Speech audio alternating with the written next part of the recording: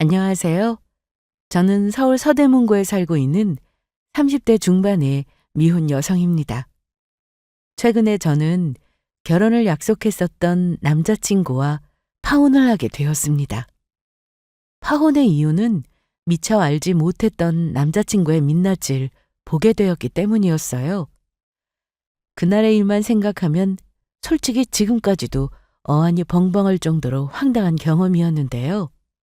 그동안 저는 사람은 기본적으로 다 선하다고 생각해서 최대한 그 사람의 긍정적인 면만을 보려고 노력해 왔었거든요.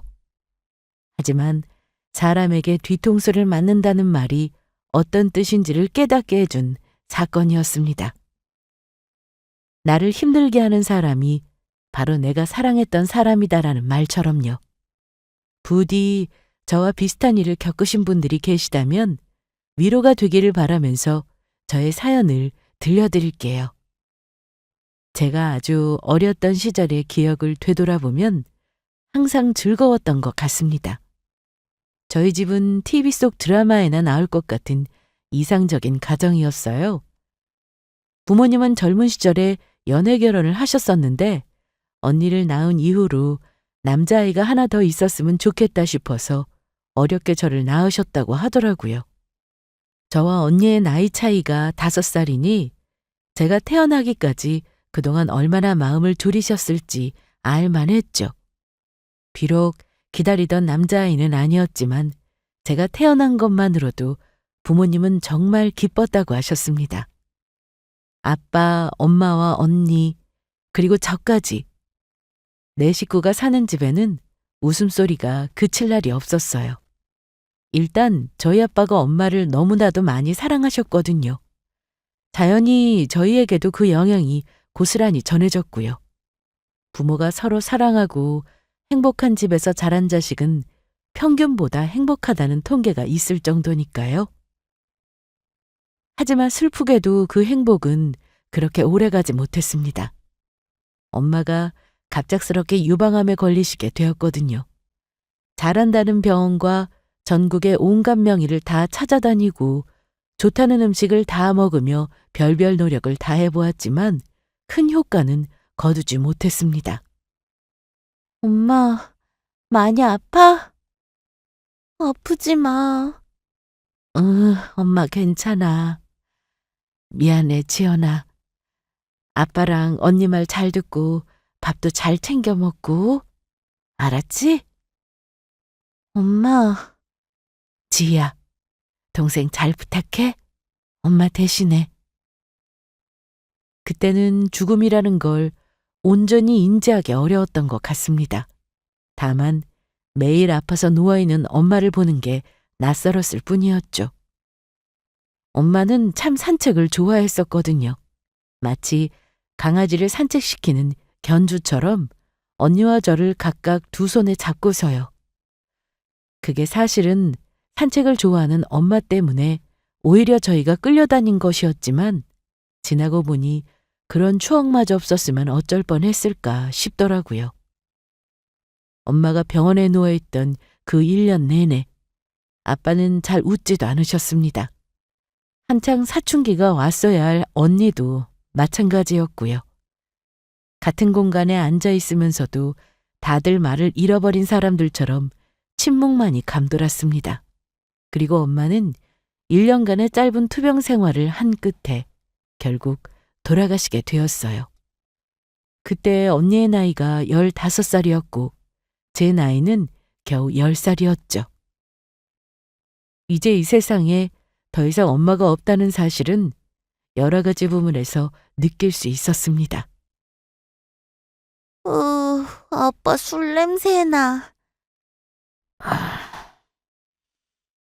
지연이, 네 방에 들어가. 아빠, 나 배고픈데. 거기 과자 있잖아. 그거 먹어.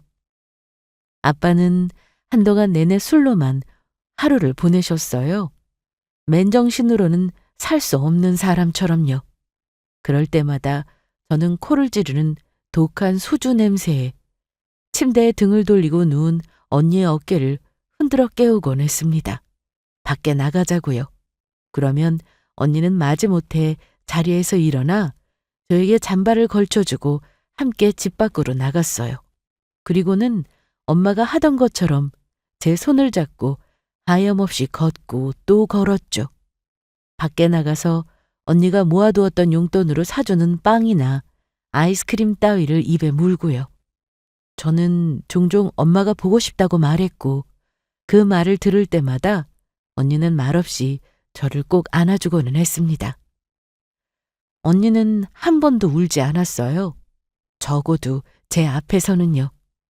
하지만 언니가 화장실이나 방에서 이불을 뒤집어 쓰고 몰래 숨죽여 우는 걸 저는 자주 목격했었죠. 그렇게 저희 식구들은 모두 각자의 방식대로 나름의 애도 기간을 보내고 있었습니다. 그 슬픔이 언제나 끝나게 될지 알지 못한 채로요. 하지만 적어도 아빠의 슬픔은 그렇게 오래가지 않았던 것 같습니다.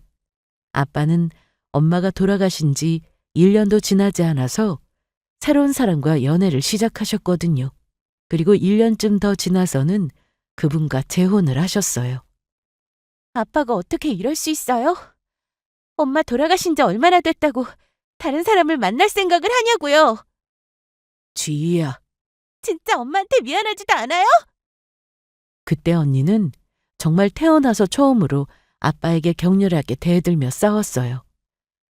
언니가 그렇게까지 화를 내는 모습도 저는 처음 보았었죠. 언니는 이해가 되지 않는다고 말했습니다. 그렇게 엄마를 사랑했던 사람이 채 1년도 지나지 않아서 또 다른 사람과 사랑을 시작했다는 사실이요. 처음에 아빠는 그런 언니를 설득시키려고 했지만 그 노력도 얼마 가지 않았습니다. 어차피 언니나 제가 반대한다고 해서 엎을 수 있는 결혼도 아니었으니까요. 뭐가 어찌됐건 결국 저희 아빠는 거창하게 결혼식까지 올리며 다시 결혼을 했습니다. 새엄마에게는 이혼한 전 남편과의 사이에서 아들이 하나 있었어요. 그 아들은 저희 언니보다도 한 살 더 많았고요. 그렇게 5명이 이제는 새로운 가족이 되어야만 했죠. 아빠는 대부분의 시간을 회사에 있었습니다. 그리고 언니가 학교를 갔다 돌아올 때까지 저는 새엄마와 단둘이 시간을 보내야 했고요. 그나마 아빠가 있을 때면 새엄마는 저나 언니에게 말을 걸어주었지만 아무도 없었을 때는 저에게는 단 한마디도 걸지 않았습니다. 제가 배가 고프다고 하면 대답 한 번 없이 저를 한번 쓱 쳐다보고는 빵을 내어주거나 컵라면을 끓여주고는 했어요. 지금 생각해보면 새엄마는 참 냉정하고도 무뚝뚝한 사람이었습니다. 낮에는 거의 안방에서 나오질 않아서 얼굴을 보기도 힘들었고요. 저는 처음에는 그게 언니랑 제가 아빠의 재혼을 반대해서 그래서 새엄마가 화가 나서 그런 것이라고 생각했어요. 하지만 반대하지 않았다고 해도 사정이 달라지지 않았을 거라는 사실은 제가 조금 더 크고 나서야 알게 되었습니다. 언니, 있잖아. 새엄마는 우리를 왜 싫어할까? 그게 왜 궁금해? 나도 싫어하니까 상관없어. 그래서 싫어하나? 우리가 싫다고 해서? 아니면 친엄마가 아니라서 그런가? 왜? 좋아해줬으면 좋겠어? 아니, 그냥 새엄마가 오빠한테는 맨날 웃어주길래 궁금해서. 새엄마가 들어와서 저에게 하는 걸 본 언니는 아예 마음의 문을 닫아버렸습니다. 그리고 저를 꼭 안아주면서 말했죠. 엄마 대신에 언니가 많이 사랑해주겠다고요. 그러니까 그런 걸 부러워하지 말라고요. 저는 언니에게 그게 부러운 감정은 아니라고 말했지만 사실은 그랬던 것 같습니다. 비가 오면 학교 앞에서 우산을 들고 서 있는 친구들의 엄마를 볼 때나 길에서 엄마랑 손을 잡고 다니는 친구들을 볼 때면요. 하지만 그 말을 했더니 언니가 너무 슬퍼하길래 다시는 입 밖에 꺼내지를 않았을 뿐이었죠. 나는 언니만 옆에 있으면 돼. 다른 사람은 필요 없어. 나도 우리 지연이만 있으면 돼. 언니가 너무너무 사랑해. 나도 사랑해. 언니와 저는 그렇게 서로를 의지하면서 살았습니다. 엄마 대신 해주겠다는 그 약속처럼 저희 언니는 제 엄마도 되어주고 세상에 둘도 없는 친구도 되어줬어요. 가끔씩은 제 친구들이 넌 어떻게 그렇게 언니랑 친하냐고 신기해하기도 했습니다. 자기들은 언니랑 한 집에서 매일같이 지지고 볶고 싸우기만 한다면서요. 언니랑 저는 싸울 일이 없었어요. 언니는 제가 하는 말이라면 뭐든지 다 들어주려고 했거든요. 중학교 가서는 사춘기가 와서 하루에도 몇 차례씩 반복되는 제 변덕도 투정도 다 받아줬고요. 그때는 언니도 고작 아르바이트를 해서 용돈이나 버는 대학생일 뿐이었는데 그 돈을 모으기만 하면 저를 위해서 쓰고는 했었죠. 대학생이면 얼마나 갖고 싶은 게 많았겠어요. 사고 싶은 옷도 화장품도 많았을 거고요. 그런데 언니의 우선순위는 언제나 저였습니다. 제가 가지고 싶다는 걸, 먹고 싶다는 걸 다 사주고 나서야 그 다음이 언니 차례였죠. 철없던 저는 대학에 들어가서야 그게 얼마나 어려운 일이었는지를 알겠더라고요. 그때 저희 아빠는 거의 다른 사람이 된 것처럼 저희에게 관심이 없었습니다. 그렇게 단란하고 정이 깊었던 부녀 관계는 이제 남보다도 못한 사이가 되어버렸죠. 아마도 제 인생에 언니가 없었더라면 저는 어떻게 됐을지 상상조차 하기 힘들었어요. 고작 10살밖에 되지 않았던 그 아이는 언니 덕분에 남들처럼 사랑을 배우고 엄마 없이도 밝게 자랄 수가 있었습니다. 제가 언니에게도 그런 존재가 되어주었는지는 잘 모르겠지만요. 그렇게 어느덧 저도 성인이 되었고 대학에 들어가고 또 졸업을 해서 직장인이 되었습니다. 제가 회사에 들어가고 밥벌이를 하게 되고 나서야 비로소 언니는 이제는 조금 마음을 놓아도 될 것 같다며 농담을 하고는 했습니다. 그동안은 저를 볼 때마다 물가에 내놓은 아이처럼 불안하게만 했었다고요. 회사원으로 무사히 사회생활을 시작하고도 또 몇 년이 흘렀고 그 사이에 저에게는 새로운 인연이 찾아왔습니다. 당시에 저는 이사로 인해서 잠시 쉬고 있었던 영어회화 스터디 모임을 다시 나가게 되었어요. 제가 어릴 적부터 영어에 대한 로망이 있었던 터라 아무리 바빠도 영어 공부는 꼬박꼬박 해왔었거든요. 그런데 언니랑 함께 살던 집을 이사하고 나니 원래 나가던 스터디 모임 장소와는 너무 멀어지더라고요. 하는 수 없이 새로운 회화 스터디 모임을 찾아야만 했었죠. 그렇게 처음으로 가게 된 모임의 멤버들은 무척이나 적극적이고 활발한 사람들이었습니다. 저도 주변 분위기에 쉽게 동화되는 성격이라 여러모로 긍정적인 영향을 많이 받는 느낌이었고요. 모임에서는 새로 충원된 멤버들의 적응을 돕기 위해서 기존 멤버를 한 명씩 붙여 일종의 멘토 역할을 하도록 했습니다. 저 말고도 새로 들어온 기수의 멤버들 모두가 같았죠.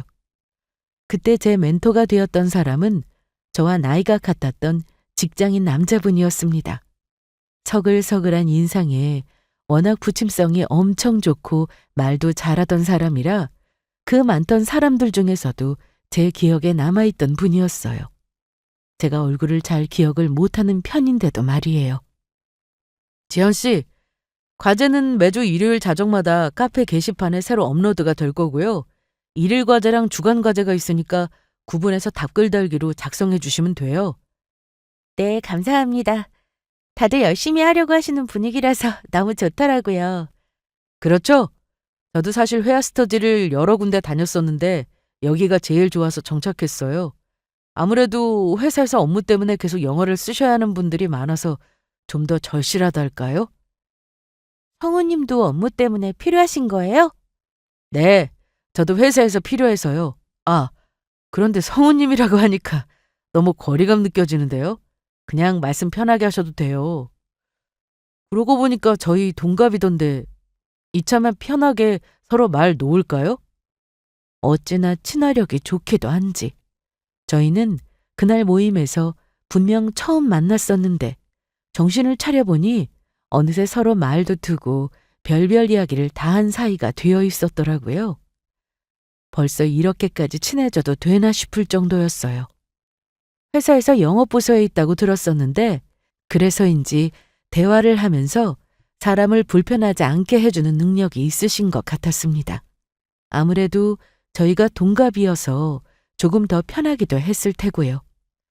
어쨌든 새로 생긴 친구 덕분에 저는 새로운 모임에도 금방 적응할 수가 있었습니다. 저보다도 영어를 훨씬 잘해서 제가 도움을 받는 부분도 없지 않아 있었고요. 그렇게 한 달 정도를 모임이 없을 때도 친하게 연락을 하다 보니 저희는 생각보다 깊은 사이가 되어 있었습니다. 처음에는 용건이 있을 때만 연락을 했었는데 나중에는 별 시답잖은 이야기로도 연락을 주고받게 되더라고요. 그렇게 거진 매일을 연락을 주고받으니 연락이 없는 날에는 오히려 왜 연락이 없는지 궁금하기까지 했고요. 너 왜 어제는 연락 안 했어? 아, 나 어제 정신이 너무 없었어. 점심도 못 먹고 일하고 3차까지 회식하고 집에 가자마자 뻗어서 잤거든. 혹시 내 연락 기다린 거야? 뭘 기다리기까지. 너 없으면 과제 물어볼 사람 없어서 생존 확인한 거야. 뭐야? 서운하네. 나는 너 연락 없으면 뭐 하는지 궁금했는데. 농담처럼 하면 농담으로 지나갈 수도 있는 말이었지만 그날은 어쩐지 분위기가 꼭 고백처럼 들리는 말이었어요. 그런데 순간 저도 모르게 이게 고백이었으면 좋겠다 라는 생각을 하고 있더라고요. 그날 집에 돌아가는 길에 깨달았죠. 제가 그 사람을 좋아하고 있다는 것 같다는 사실을요.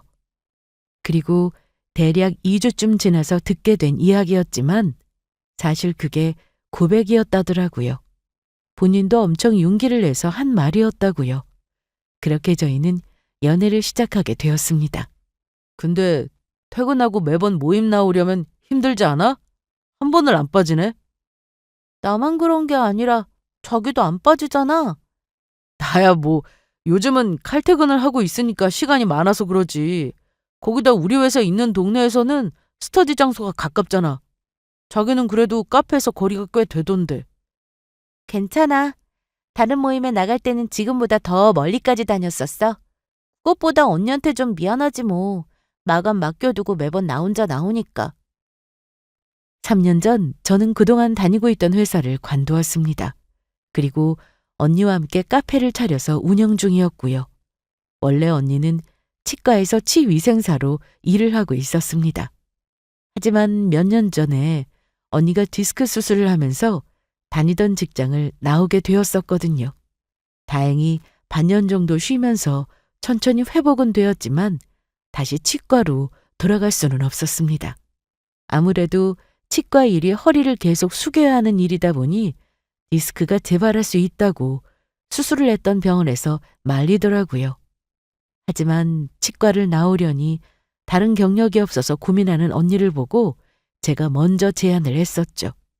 언젠가는 돈을 모아 퇴직을 하고 카페를 차리는 게 원래 언니의 꿈이기도 했었거든요. 저도 막연히 그러고 싶다는 생각은 해왔었고요. 계획보다 시기가 조금 더 많이 당겨지기는 했지만 어차피 하게 될 일이었다는 생각을 하니 차라리 잘 됐다 싶더라고요. 그렇게 우여곡절 끝에 차린 카페였습니다. 다행히 언니가 그동안 공부는 많이 했었더라고요. 일하는 틈틈이 바리스타 자격증과 제과 기능사 자격증도 진작에 따두었었고요. 워낙에 커피를 마시는 것도 만드는 것도 좋아하는 사람이라 전국을 돌면서 특색 있다 싶은 카페랑 카페는 다 가보는 게 언니의 거의 유일한 취미 생활이었죠. 그래서인지 카페를 차린 초반에 생각보다 그렇게 많은 시행착오를 겪지 않고 무사히 안착할 수 있었습니다. 거기다 1년쯤 지난 후부터는 언니가 만든 커피 레시피와 디저트가 입소문을 타고 크게 인기를 얻었고요. 덕분에 최근에는 카페를 조금 더 확장할 수 있었죠. 와, 근데 진짜 언니가 대단하시다. 감각이 있으신 것 같아. 그때 가보니까 카페 인테리어도 너무 아기자기하고 예쁘던데? 응, 예쁘지? 우리 언니가 그쪽으론 좀 소질이 있는 것 같아. 인테리어도 나랑 같이 하기는 했는데 솔직히 거의 다 언니 의견대로 한 거야. 소품 같은 것도 다 언니가 직접 고른 거고. 그러니까 나 인터넷에 찾아보니까 자기 카페가 땡땡 동네 맛집의 추천 검색으로 뜨더라고? 그것도 우리 언니 작품이지 뭐. 그날 내가 먹었던 디저트 진짜 맛있었어. 시그니처 커피도 내가 지금까지 마셔본 것 중에 제일 맛있었고, 집에 가서 계속 생각이 나더라니까? 연애를 시작하기 며칠 전쯤, 남자친구는 우연히 저와 언니가 아는 카페에 놀러 온 적이 있었습니다. 마침 퇴근하고 근처를 지나가는 길이라길래 잠깐 들르라고 해서 만나게 된 것이었죠. 별 생각 없이 왔다가 카페를 보고는 깜짝 놀라는 눈치더라고요. 프랜차이즈가 아니고 개인 카페라고 해서 그냥 소소하게 하는 곳인 줄 알았다고 하면서요. 나랑 동갑인데 이 나이에 벌써 사장님이라니 너무 대단하고 멋지다. 아니야, 뭘 또 대단하기까지 해. 말이 사장님인 거지 그냥 자영업자잖아. 가게 알바랑 다를 게 하나도 없다니까. 알바는 주말에 쉬기라도 하지. 나는 주 6일 나가서 일하잖아. 그거야 자기가 일 욕심 있으니까 그런 거고, 주변에 보니까 카페 차리는 사람들이 그렇게 많아도 열에 아홉은 적자라서 문 닫는다던데, 그런 거 보면 진짜 대단한 거지. 엄청 띄워주네. 평가에 여자친구 가산점이 엄청 후하게 들어간 것 같은데? 여자친구 점수 빼고도야. 생각할수록 신기하네. 스터디 모임에서 하는 것만 봐도 야무지고 똑부러지게 일할 성격 같기는 했는데, 그 뒤로 남자친구는 한동안 저만 보면 신기하고 대견하다며 칭찬 세례를 퍼부었습니다. 아마 태어나서 어릴 적에 엄마에게 들었던 칭찬 이후로 제일 칭찬을 많이 들었던 순간이 아닌가 싶을 정도였어요. 어쨌든 남자친구에게서 인정받는 기분은 생각보다 나쁘지 않더라고요. 거기다 비단 꼭 저여서가 아니라 남자친구는 원래도 다른 사람들에게 칭찬을 잘하는 편이었습니다. 상대방의 장점이나 특기를 보면 있는 그대로 솔직하게 칭찬하는 사람이었죠. 그러면서도 무례하지 않게 말을 잘 갈아서 하는 편이라 상대방이 기분이 상하게 할 말들은 전혀 하지 않았고요. 기본적으로 타인에 대한 배려가 있는 사람이었습니다. 그 배려는 저와 연애를 하는 대부분의 시간 동안 여러 가지 면에서 느낄 수 있었고요. 데이트를 할 때면 참 저와 잘 맞는다 싶었습니다. 남자친구는 센스도 있고 제 기분도 잘 살피는 편이었거든요. 저희 둘 다 외향적인 성격이라 평소에는 조금 빡센 코스로 실외 데이트를 하고는 했거든요. 하지만 제가 조금이라도 피곤해 보이는 날이면 말하지 않아도 눈치껏 알아서 카페나 영화관처럼 앉아서 쉬었다 갈 수 있는 곳으로 코스를 변경하더라고요. 나 저번에 말했던 곳 가고 싶은데 경주에 그 유명하다는 그 카페. 아, 사진 보여준 곳? 근데 경주까지 운전하려면 자기가 너무 피곤하겠지? 피곤하겠지. 그래도 무조건 가야지. 자기가 가고 싶다는데. 심지어 데이트는 언제나 제 위주였습니다. 데이트 취향이든 컨디션이든 가고 싶은 곳이든 뭐가 되었든지 간에요. 제가 면허는 있었지만 장롱 면허라서 도로에 나가는 게 아직 서툴렀거든요. 장거리 운전은 더더욱 무리였고요. 그래서 멀리 나가고 싶을 때는 무조건 남자친구가 운전을 해야 했습니다. 그런데 가고 싶은 곳이 많은 여자친구의 취향을 맞춰주느라 거의 매주 주말을 장거리 운전을 하면서도 싫은 기색 한번 내비친 적이 없었어요. 보고 있던 저희 언니가 감탄을 다 할 정도였죠. 어쩜 그렇게 한결같냐면서요. 그것도 다 애정이라고 하더라고요. 저도 언니의 그 말에 공감을 했습니다. 그래서 남자친구에게는 항상 고마운 마음을 가지고 있었죠. 그 사람이 저에게 잘해주는 것처럼 저도 좋은 여자친구가 되어주고 싶다고 늘 생각했었고요. 그러면서도 남자친구가 더 대단하다고 느꼈던 건 자기 일에도 언제나 성실했다는 점이었습니다. 저와 그렇게 멀리 놀러 갔다가도 다음 날이면 지각 한 번 없이 회사에 정시 출근을 하는 사람이었거든요. 거기다 차가 막히는 바람에 저까지 집에 데려다주고 새벽 2시가 넘어서야 겨우 본인 자취방에 도착을 했는데도 말이에요. 서너 시간 남짓 자더라도 피곤하다는 이유로 지각이나 조퇴 한 번 한 적이 없었어요. 네 남자친구 오늘도 출근했대? 걔는 피곤하다고 출근 안 하고 그럴 사람 아니야. 대단하다 진짜. 운전도 안 하고 조수석에서 쉬다 온 너도 이렇게 하루 종일 피곤하다고 하품하고 있는데. 그러니까 난 지금도 피곤해서 쓰러질 것 같은데. 왜 내가 이렇게 더 힘들지 언니? 그 정도 성실함이면 성은이는 나중에 뭐가 돼도 되겠다.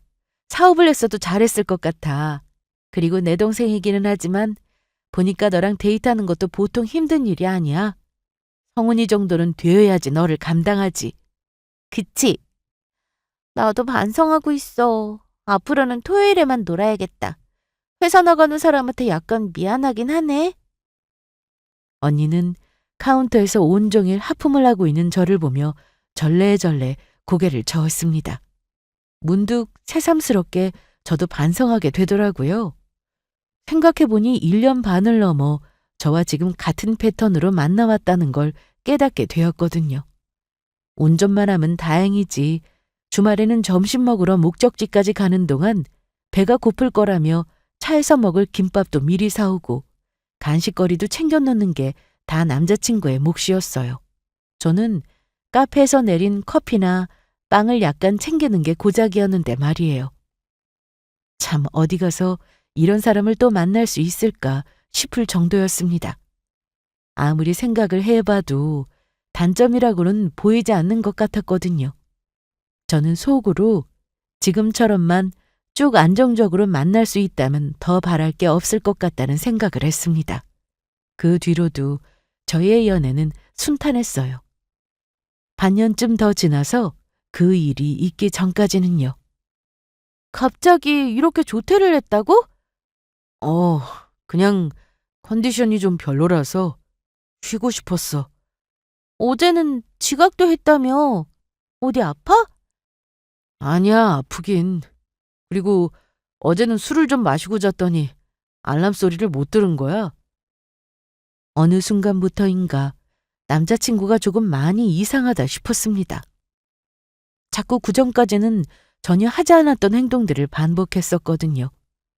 지각을 한다든가 아프지도 않은데 조퇴를 한다든가 하는 것들은 시작에 불과했습니다.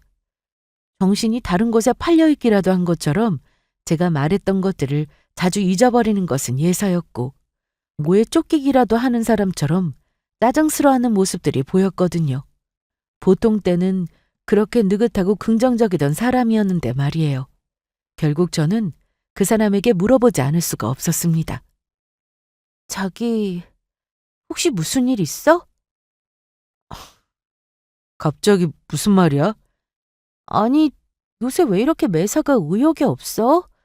정신도 좀 없는 것 같고, 아무리 봐도 예전 같지가 않아서 그래. 아니야, 아무 일도 없어.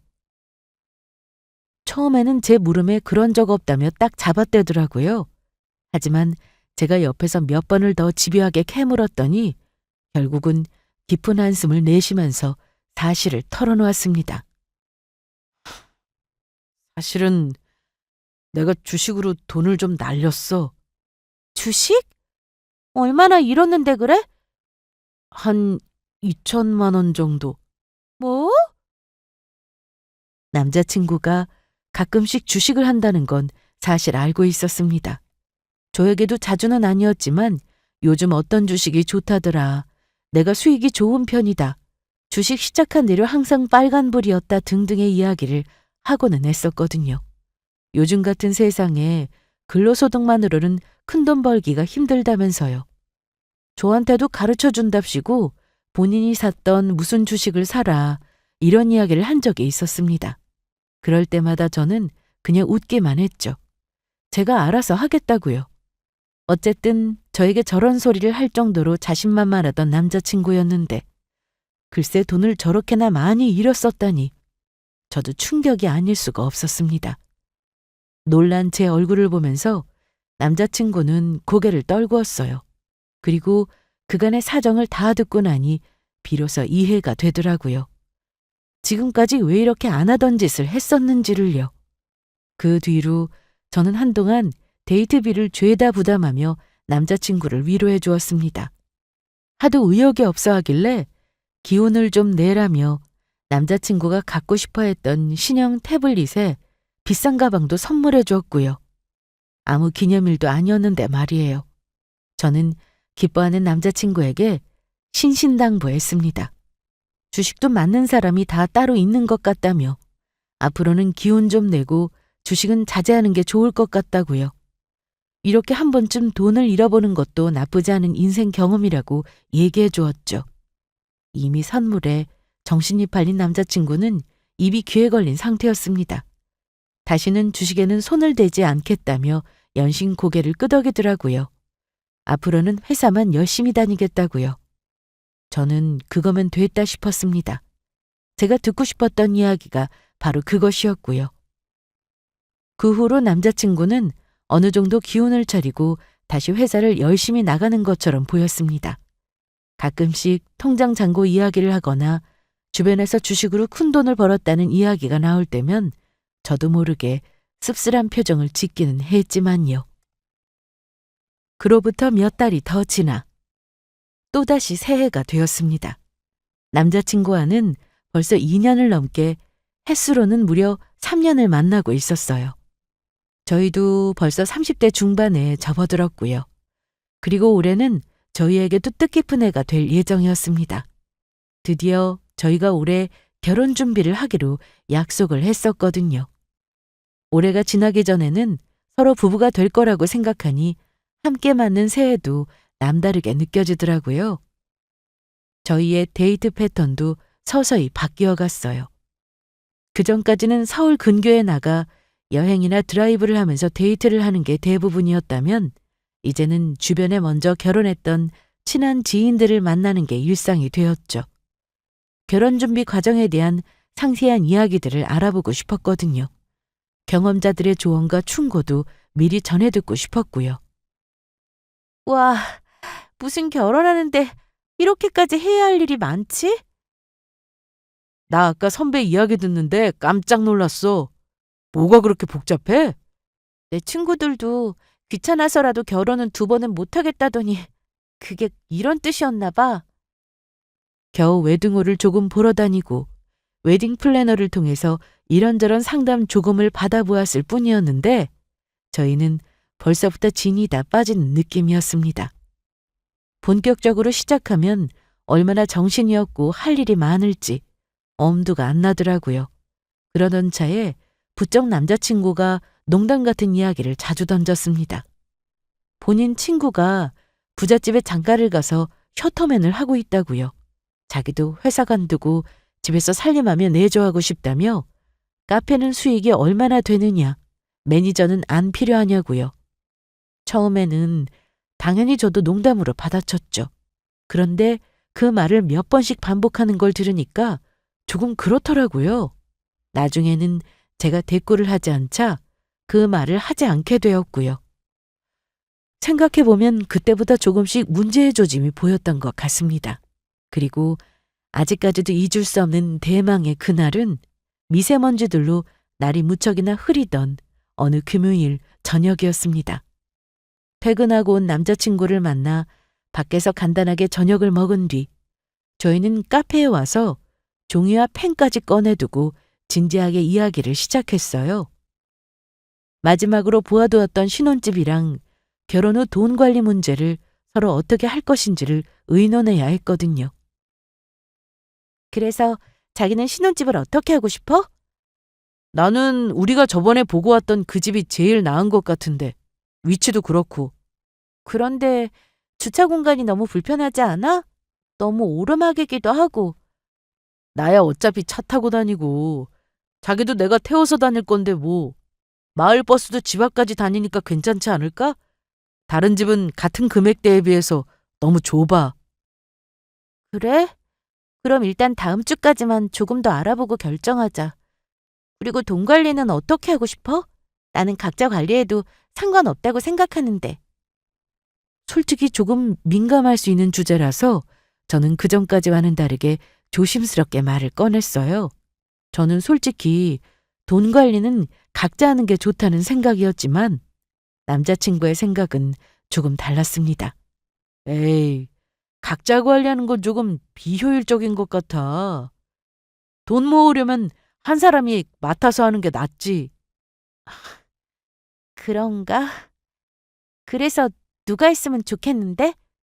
솔직히 나는 내가 하고 싶기는 해. 나 잘할 자신 있어. 계산도 잘하잖아. 남자친구가 해도 상관은 없었지만 그러기에는 전에 주식으로 날렸던 돈들이 조금 마음에 걸리더라고요. 하지만 직접적으로 그 이야기를 하면 기분이 상할 것 같아서 대신에 저는 다른 질문을 했습니다. 그럼 일단 서로 돈 모은 것부터 오픈하고 이야기할까? 신혼집 예산 세우려면 어차피 해야 하는 일이기도 하고. 그래. 남자친구는 조금 망설이더니 곧 고개를 끄덕였습니다. 그리고 저희는 종이에 각자 현재 모아둔 예금, 주식, 적금 등의 금액을 써서 펼쳐 보였어요. 그런데 생각보다 남자친구가 모아둔 돈이 너무 없더라고요. 제가 남자친구의 연봉을 알고 있었는데 나이와 연차를 생각하면 어느 정도 모았어야 했다는 예상 금액이 있기 마련이잖아요. 그런데 거기에도 훨씬 못 미치는 금액이었습니다. 말없이 의아한 얼굴이 된 저를 본 남자친구가 먼저 입을 열더라고요. 나 주식으로 2천 날렸잖아. 아니, 그것까지 감안하고도 너무 적은 금액 아니야? 왜 이렇게 돈을 못 모았어? 미안해. 나 사회 초년생일 때 한동안 돈 쓰는 재미에 들려서 월급 받는 대로 거의 다 쓰기만 했었거든. 그래, 어릴 때야 그럴 수 있기는 한데, 근데 자기가 돈 관리하고 싶다며 이래서 할 수 있겠어? 이제는 절대 안 그러지. 내가 나이가 몇인데. 글쎄, 썩 믿어온 답변은 아니긴 했습니다.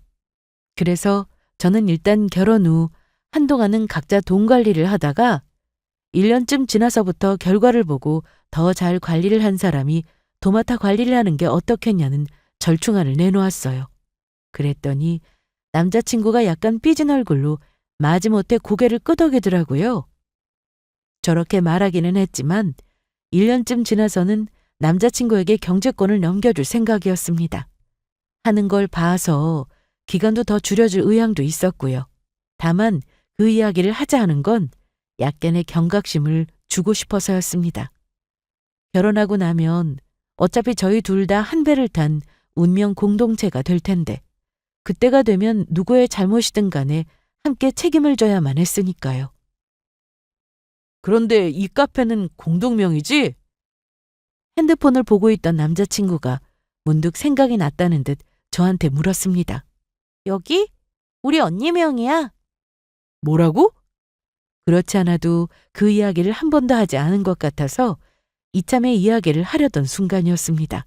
그런데 제 대답을 들은 남자친구가 예상외로 너무 놀라서 되묻더라고요. 이 카페가 언니 거라고? 그럼 사장이 언니였어? 어? 아니, 명의는 언니로 되어 있긴 한데, 하기는 나랑 같이 하는 거지. 무슨 말도 안 되는 소리야 이게. 명의자가 언니라며. 남자친구의 목소리가 하도 커지는 바람에 순간 카페 안에 있던 사람들이 모두 저희를 쳐다볼 정도였습니다. 옆에서 테이블을 정리하고 있던 직원도 눈이 휘둥그레져서 이쪽을 돌아보았고요. 아니, 그게 아니라, 근데 왜 이렇게 흥분을 해? 목소리 좀 낮춰. 내가 지금 흥분 안 하게 생겼어? 그럼 넌 그냥 알바였던 거야? 지금까지 나 속인 거냐고. 하도 흥분을 하는 바람에 자리에 엉덩이까지 들썩거리면서 저 난리를 치는데 진짜 어이가 없다는 말밖에 나오지를 않더라고요. 지금까지 만나오면서 정말 처음 보는 모습이었습니다. 순간 아예 다른 인격체가 나오기라도 한 것처럼 돌변을 하더라고요. 누가 속였다는 거야? 나도 사장 맞다니까. 그리고 그게 지금 이럴 일이야? 기가 막히네. 뭐 이런 뻔뻔한 게 다 있어. 방금 뭐라고 했어? 뻔뻔하다고. 어이가 없어서 말문이 막힌 저에게 남자친구는 이제 침까지 튀겨가며 목에 핏대를 세우고 소리를 질러댔습니다. 야, 지금 결혼 이야기를 하고 있는데 내가 이러는 게 당연한 거 아니야? 나한테는 돈을 못 모았느니 어쩌니 하더니 쥐는 사장도 아니고 알바 주제 어디서 훈계질이야? 말 다 했어? 아니, 더 남았어. 알바인 거 진작에 알았으면 여기까지 오지도 않았어. 내가 미쳤다고 너랑 결혼하겠냐? 그러면서 당장 파혼하자고 길길이 날뛰더라고요. 저는 기가 막힌 나머지 어디 더 해보라는 심정으로 팔짱을 끼고 그 꼴을 쳐다보고 있었습니다. 그 뒤로도 그 인간은 분을 삭히지 못하는 듯 자리에서 벌떡 일어나 주위를 서성이면서 화를 냈고요. 와, 진짜 미친 게 맞는 것 같긴 하네. 방금 뭐예요? 테이블을 정리하면서 이쪽을 보고 있었던 카페 직원 하나가 그 인간의 곁을 지나가며 한마디를 남겼습니다. 그걸 또 귀가 밝은 그놈이 기가 막히게 알아듣고는 버럭 소리를 질렀고요. 그러자 직원은 이제는 어이가 없어서 웃고 있는 제 얼굴을 한번 쳐다보더니 곧 남자친구를 보며 말했어요. 우리 사장님 맞다고요. 이 카페 명의는 큰 사장님 건데 카페 차린 돈은 작은 사장님 돈이에요. 뭐라고요? 직원의 말은 전부 사실이었습니다. 이 카페는 명의만 언니 걸로 되어 있었지 온전히 제 돈이 들어간 카페였거든요. 사실 저는 대학을 다니던 시절에 주식 동아리 활동을 했었고 동아리 사람들과 함께 경제학과 수업을 따라 들을 정도로 주식에 미쳐 있던 때가 있었습니다. 제가 뭔가 하나에 꽂히면 그것만 냅다 파는 스타일인데 이상하게 그때는 주식이 그렇게 궁금하더라고요. 매일 아침 눈을 뜰 때면 다시 잠이 들 때까지 하루 온종일 주식 생각만 하고는 했었죠. 그러다가 결국 그 노력이 빛을 본 건지 주식으로 대박이 나게 되었습니다. 그동안 공부했던 것과 여기저기서 들은 정보를 종합해서 급등주에 투자에 시기를 잘 탄 것도 있었고요. 이건 정말 된다 싶은 생각에 언니와 제 명의로 대출까지 내서 투자를 했던 시기였습니다. 그렇게 거둔 수익으로 대출을 갚았고 그걸 몇 년을 반복한 끝에 모아두었던 돈으로 카페를 차릴 수 있었던 거였죠. 카페를 언니 명의로 해둔 건 어릴 때부터 언니에게 받은 은혜를 갚기 위해서였습니다. 일종의 제 사랑의 표현이었고요. 카페를 차린 이후로는 전 안정적으로 배당주에만 투자해서 소소하게 돈을 버는 중이었습니다. 남자친구가 주식을 한다고 했을 때 제가 주식을 한다는 말을 하지 않았던 것도 단지 귀찮아서였고요. 모든 상황을 파악한 그 인간의 얼굴이 사색이 되었습니다. 그전까지는 저에게 흥분을 해서 목소리가 커졌었다면 이제는 다른 이유로 목소리가 커져 있었죠. 지연아, 내가 방금 했던 말은 그게 아니라... 처음에 그 인간은 말도 안 되는 변명을 주절주절 늘어놓았어요. 하지만 여전히 싸늘한 제 얼굴을 보고는 나중에는 자기가 착각을 했다며 미안하다고 빌기 시작했죠. 아주 오열을 하더라고요. 마침 언니가 없는 게 다행이었다 싶을 정도였어요. 그렇지 않았으면 이 촌극을 카페 직원들과 손님들이 본 것도 모자라서 언니한테까지 대공개할 뻔했으니까요. 제가 제일 피하고 싶은 순간이 있다면 그건 바로 그 장면이었거든요. 그날부로 당연하게도 저희는 파혼을 했습니다. 그 인간이 원하던 대로요. 나중에 이야기를 전해들은 언니가 한동안 말을 잇지 못하더라고요. 언니도 충격을 받았지만 그보다는 제가 상처받았을 것이 걱정되어서 계속 염려하는 눈치였습니다. 물론 저는 저대로 충격의 나날들을 한동안 보내야 했죠. 하지만 곧 마음을 추스를 수 있었습니다. 그 인간 때문에 너무 오래 힘들어하기에는 시간이 아까웠거든요. 더는 언니를 걱정시키고 싶지도 않았고요. 그 뒤로도 그 인간은 몇 번이나 더 카페로 저를 찾아와서는 비일고 매달리고 울기를 반복했습니다. 저를 설득하려고 별소리를 다 해보고 받지도 않을 꽃다발이며 선물을 사오기도 했고요. 포기를 했는지 그 뒤로도 보이지 않았고요. 그날 있었던 카페 손님들 단골이었는데 다시 찾아오면 케이크라도 대접해야겠어. 웬 민폐야 진짜? 아니, 에피소드 하나 생겼다고 생각하실 것 같은데 못 살아. 하긴 나 같아도 친구들한테 바로 전화했다. 오늘 카페에서 무슨 일 있었는지 아냐고. 저는 이제는 농담처럼 그때의 일을 종종 이야기하고는 합니다. 언니도 어이가 없는지 웃으면서 제 말을 받아주기도 하고요. 좋은 일은 좋은 대로, 또 나쁜 일은 나쁜 대로 모두가 교훈이 있다는 걸 깨닫게 된 사건이었습니다. 비록 결혼은 제 마음대로 되지 않았지만 거기서 늦지 않게 빠져나왔다는 걸 생각하면 천만 다행이다 싶었죠.